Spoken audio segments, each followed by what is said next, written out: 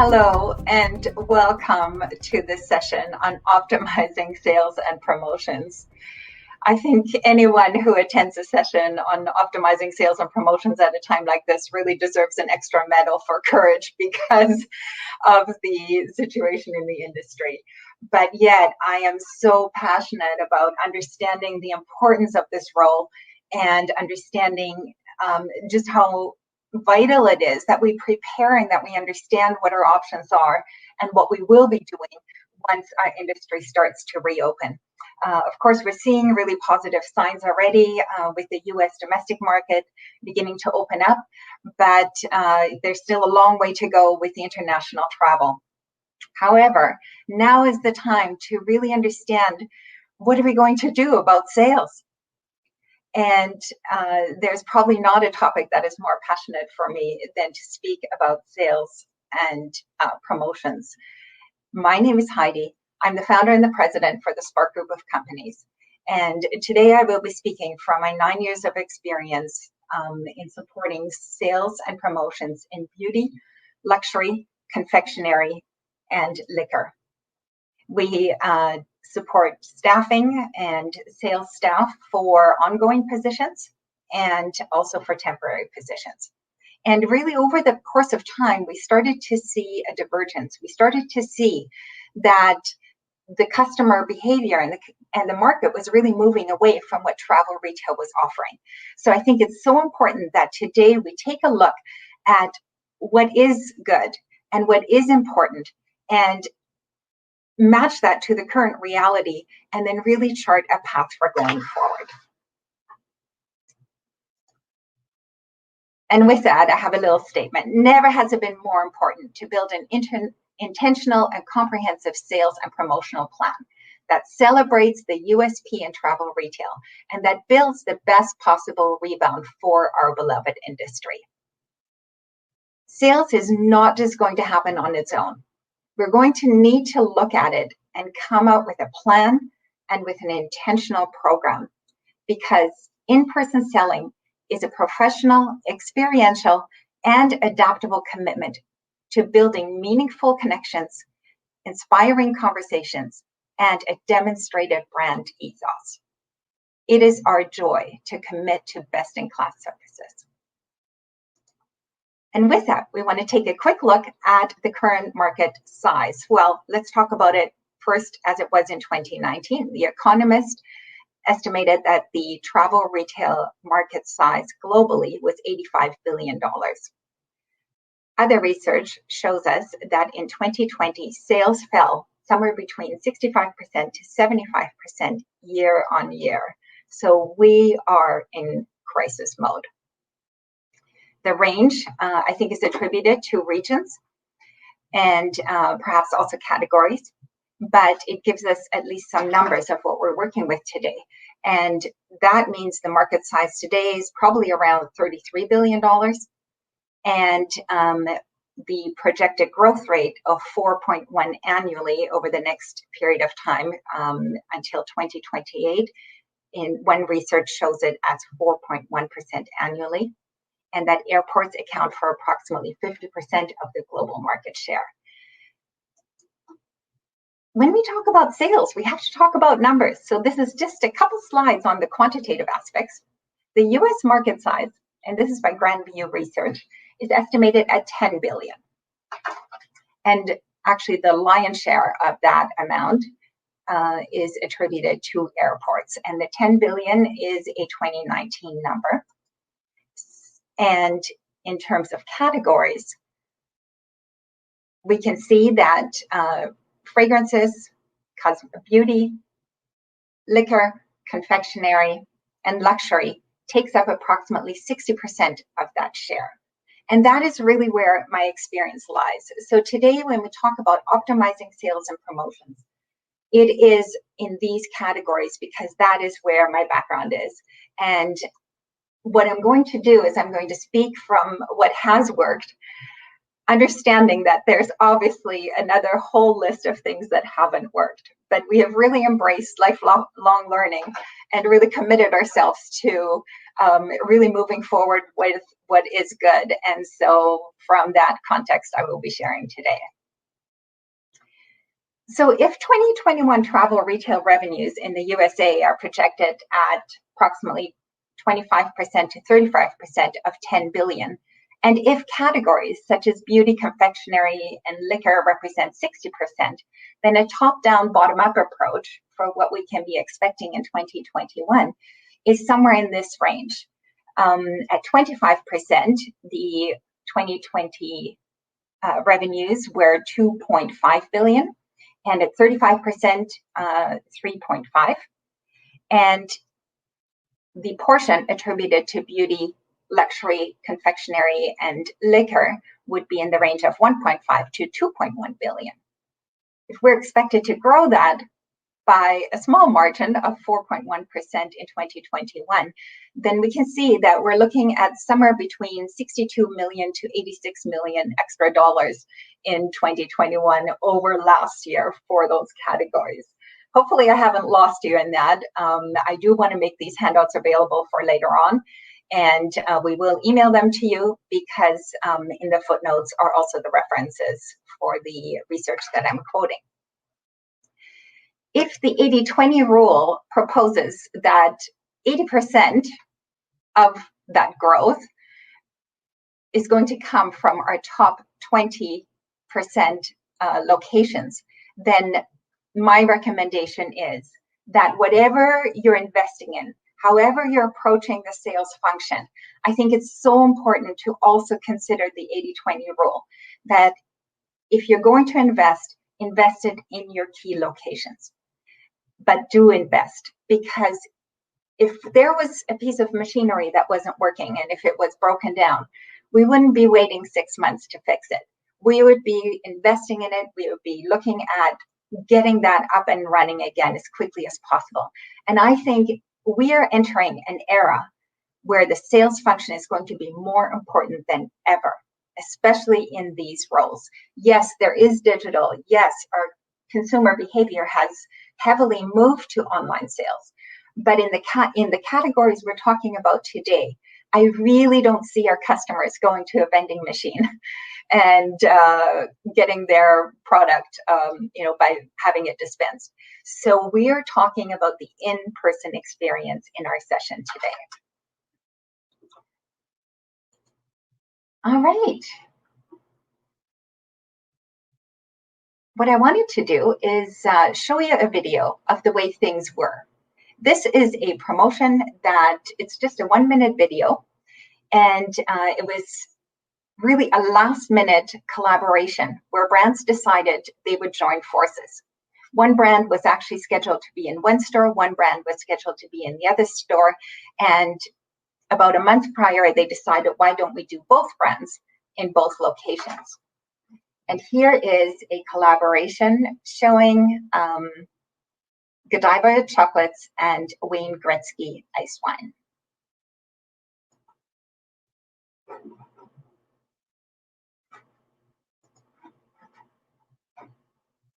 Oops. Sorry.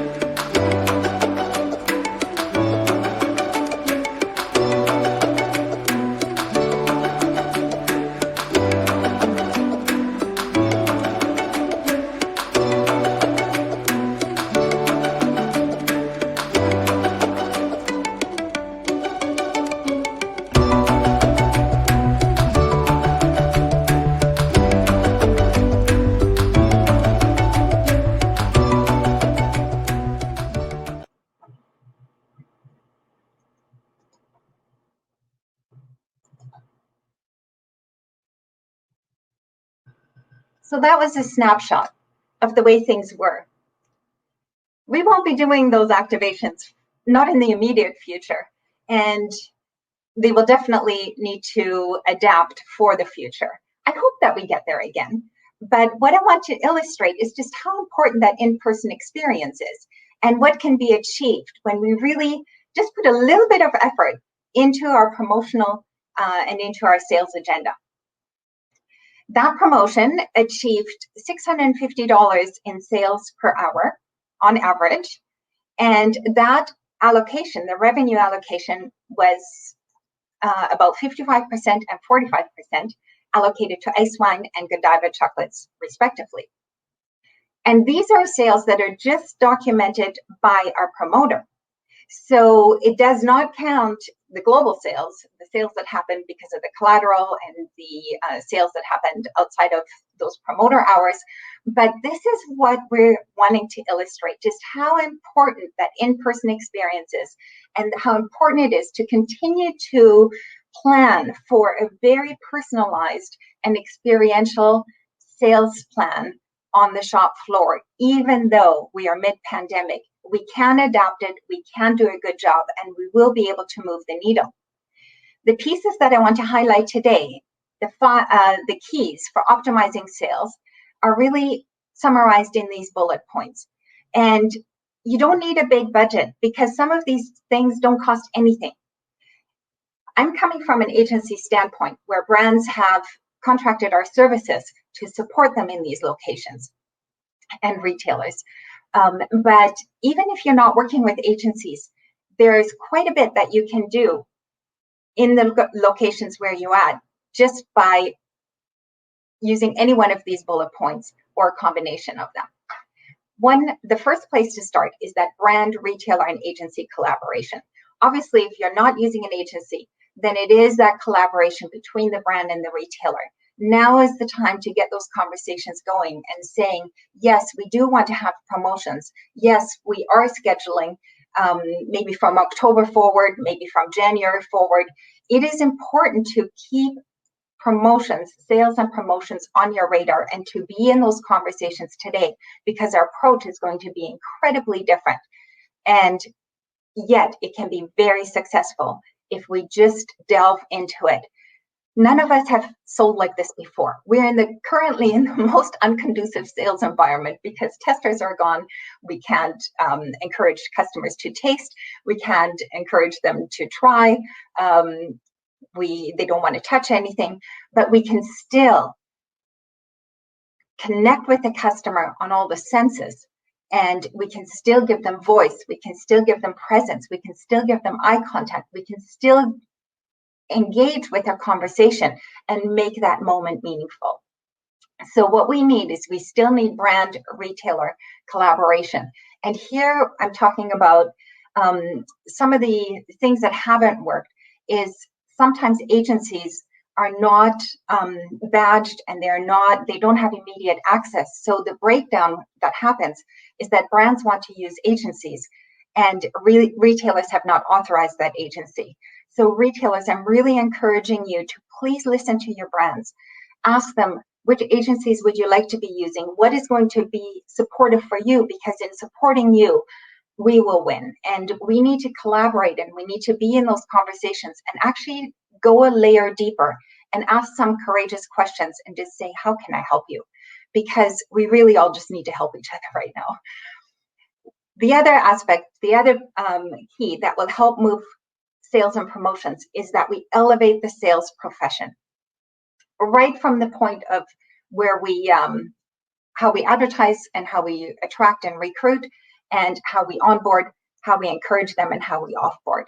Next, a dynamic sales culture. So important to be speaking the sales language and developing the sales narrative and talking about consumer behavior and unconscious bias and sales goals.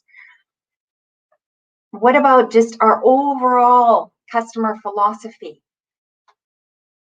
Luxury retail is about the brand connecting with the customer. In a wedding, it's all about the bride and the groom. In travel retail, it really is all about the brand and the customer. The rest of us are just the party planners. But we're important to make sure that celebration happens and that it goes well. But really, the most important piece that we want to consider is that we want to connect with the customer. We want to talk about staffing optimization.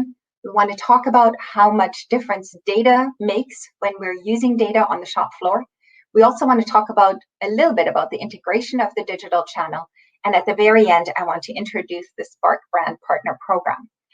And that is more Spark specific service where we're taking all these elements and we're bundling them into one comprehensive offer so that brands and retailers can subscribe to it and actually get all these things through an agency. But let's go through this one at a time. I touched on the brand retailer agency collaboration. Yes, we need that to flow smoothly. We need quotes to move quickly, and we need to fix some of the things that just haven't worked.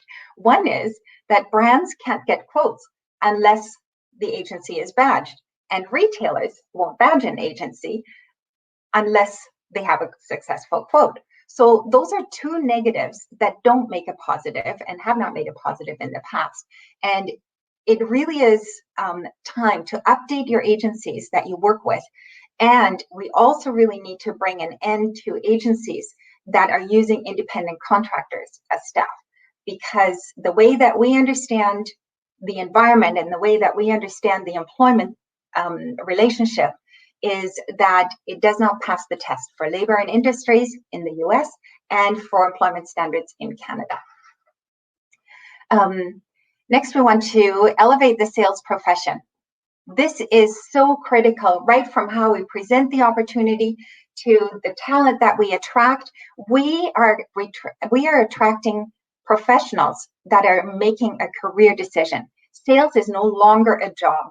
It is a career progression. We want to attract the right talent. Spark does recruiting, and our recruitment costs have not changed for about 5 years. And that recruitment fee is recouped in the first month of sales. So we need to rethink about our broken systems, and we have to look at how can we get the best people into the roles as quickly as possible.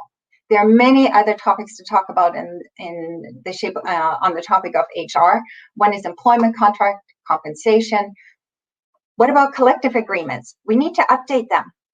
We need to modernize the employment relationship and the employment contracts to fit with where the market is today.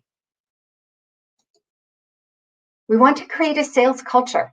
In attracting the right people, we will attract those that like to be challenged, that like to contribute, that are working at the market value of their skills, and that join into the celebrations. This is all part of what forms our work culture and our sales environment. We really foster this. The challenges right now are big. Our sales staff is having to deal with customers that have a completely new customer profile. And our staff are in a very different labor market. Our new candidates are really coming out of a very new labor pool. So we have to really think about what is our customer requiring, who is our customer, and who are the people that we will match to that conversation. And on that topic, we want to focus on a customer-centric sales and marketing experience. Our sales staff are no longer just sales staff. Yes, they want to introduce the product, and brands have done a fantastic job in investing in training. Our staff are very, very well supported in getting good product training. We need to take it a step further because the consumer has changed, and they are much more integrated with digital, and they are very globalized. So one thing that's unique to travel retail is that we're dealing with a unique customer, and they are coming with the product on their device typically, and are comparing that conversation, that product and the price on their device to the product and the price on the store, on the shop floor. Our staff, and this is just one example, needs to be equipped to manage that conversation and to help the customer through that decision matrix, because the customer is weighing a lot of trade-offs. Do I want it now? Do I want it later? Do I want to pay the delivery fee? Do I want to risk that it's not in stock online? Or do I want the benefit of just having it here? Our staff needs to be trained to really help the customer arrive at the right decision and to validate that process, so that even if they happen to make a decision that they don't buy, that they at least have an amazing brand experience. This is really mission critical. Our sales staff, we encourage them to mention the brand name at least 3 times in every conversation. Yes, you're going to hear your own brand quite a few times throughout the day, but the customer is hearing it unique to them. And we want to encourage recall and recognition. And we want our staff to know how to make a personal connection with the customer. Next, we want to talk about the importance of data. This shows just some of the data that we kept for our temporary team, and it shows average sales per hour per staff over a 12-month period, and it shows units per hour sold over a 12-month period. This is important. We ran 2 different shifts, daytime shifts, and we had midnight hours that were tested in the peak season. And we needed our staff, and we ourselves needed to understand, what is this data telling us? Where are we investing? And how can we do a better job? So from an agency standpoint, we invested in this quite heavily. And then, of course, we also celebrate achievements. Another point in optimizing sales and promotions is covering gaps in the existing schedule. Out of a sales staff of approximately 100, we realized that approximately 20% in a year are hours that are not covered. This is a very high percentage. For different reasons, staff are not on the shop floor, and our benchmark is that every hour is worth at least $200 in sales in these categories. Another key optimization factor is covering peak hours that are currently underserved. This has attributed and contributed an additional 10 to 30% to daily revenues. I cannot overstate just how important this aspect is. What if we can take the data that we have managed as an agency and actually put it on an app for our staff? What if they themselves, on their app, clock in, clock out, and have their daily targets set and enter just their own personal sales at the end of the day? Here's a powerful idea in that these workflow apps are available and they're easy to integrate on the shop floor for the sole purpose of empowering the team to capture the data and for the brand to log into the portal and see what the sales are doing in the different locations where they're using Spark staff. So this is we've tested this project and we're really liking it, and we will be including it in our offers in the future. Here's that same information in a table. And here we have, rather than comparing locations, we're really just looking at one brand in one location and a pretty consistent target of $2,000 a week. And this is pretty recent for one of the brands that we worked with. And then the staff charted their daily sales. This data can be available every day to the brands. Imagine that. And with that, I want to introduce the Brand Partner Program. Taking all these ideas and packaging them into one service bundle is something that I've thought about doing for quite a while. And now, mid-pandemic, I actually think it is the most important time to launch this program. The Brand Partner Program is a 12-month travel retail certificate program. And it dives deep into the brand ambassador role, but adds at least 5 other layers of responsibility and accountability and transparency. We are looking to launch at least 5 to 10 staff per location, and cohorts will start probably twice a year, most likely October 1st and April 1st. They will be front-loaded with training, critical training. And one of our values is that all our education is completely relatable to the shop floor. So a 2-hour training on sales literacy or a 2-hour training on customer behavior then turns into a 12-month case study, because our program brand partners will need to write reports on their learning and how the learning has applied to the shop floor. Brands will have information, will get this reports, and will have dedicated sales staff on the shop floor for the duration. Yes, the dedicated brand partner program will provide best-in-class customer service. And upon once the year is completed, then of course the brand partner can go on to either work for the brand or work for the retailer, or stay on with Spark if they want to stay with us.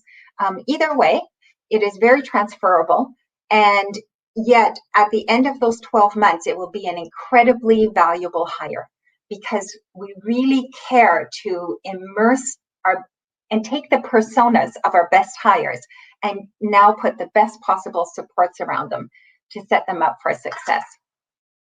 This program depends heavily on brand and retailer input. We need collaboration, and we really need to build that critical mass. The way that I've priced it is really just to make a business unit work at a location and to break even, and to hopefully allow that location to grow in that service and to expand, because I really believe that this is the future of retail. I believe that our industry is in for a seismic shift in how we approach sales and how we prepare our staff and for those customer-facing moments. Here are the details, more details on the issues that are currently that we're facing in the industry, and how the brand partner program provides a solution to those issues. For example, vendors and brands are not able to travel to the same extent, and even if they can, the travel budgets will not be the same. We need to bring management right onto the shop floor, and we will need retailer support to do that and permission to do that. We will need brand commitment to do that, and we will provide the education, the training, and the accountability. Here's the pricing. It is packaged in 6 different bundles, either full-time or part-time, and brands and retailers can subscribe either 100%, which means you get that brand partner for the entire year, either at 20 hours or 40 hours a week, or you can share it with a complementary brand, or even share it with 2 other brands. So these are the target prices, and we're really built it to be all-inclusive. So that's recruiting, that's onboarding, that is a probation review, that's all the training, that is all the supports, that is the app, and it is all the celebrations and the things that we do with our staff, plus it aims to hire a local manager. And here we're actually looking for retailer recommendations. Who has been eliminated recently? Who has been furloughed? That understands the culture, that understands the retail floor. That all comes together under the brand partner program. And the vision is to develop a most relevant sales program, because by committing to the shared values for success, mutual respect, and a community legacy, it is possible to benefit really everybody: the customer, staff, brand, retailer, agency, and industry. We're looking to offer this and to put promotional pricing around it. Here is our proposal, and we are, of course, very, very committed to meeting with you, discussing this in person, because it really is a conversation that needs to happen one-on-one, and to hopefully help set up your future and the future of travel retail on the best possible recovery. We are exhibiting in the East Hall. Please come to our booth, and we hope to see you there. I'd love to connect with you. We need your input. The whole training, this whole idea is meant to actually complement what the brand is already offering and what the retailer is offering. So we're hugely collaborative. We want to offer this year free spots to the retailers that support the program so that their staff can attend the training for free.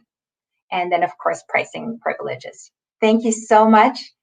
I really appreciate you joining in, and I hope to see you at the booth. Have a lovely Summit of the Americas.